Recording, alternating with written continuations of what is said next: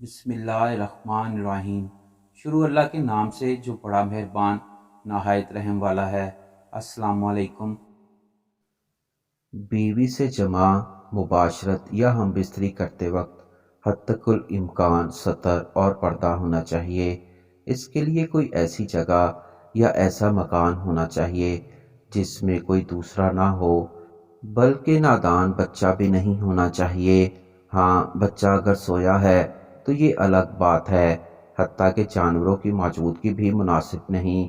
کسی طرح کلام پاک یا دینی کتابیں ہوں تو ان پر کپڑا ڈال دیا جائے۔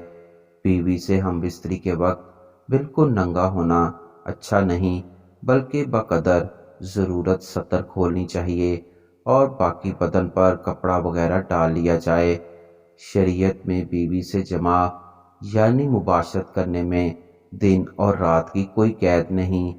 میاں بیوی کی باہمی رضامندی سے جب چاہیں اس شرعی فریضے کو سر انجام دے سکتے ہیں۔ لیکن جمعرات کو ہم بستری کرنے کے مختلف احادیث میں مختلف فضائل بیان کیے گئے ہیں۔ جمعرات کو ہم بستری اور غسل کرنے کی ترغیب اس لیے دی گئی ہے کیونکہ اگلا دن جمعے کا ہوتا ہے اور مردوں کو نماز جمعہ کی ادائیگی کے لیے جامع مسجد جانا ہوتا ہے تاکہ آتے جاتے کہیں نظر پڑنے سے طبیعت میں پراگندی نہ پیدا ہو اور خواہش نفس سے اطمینان ہونے کے سبب نماز اور خطبے میں دل جمعی حاصل ہو جائے۔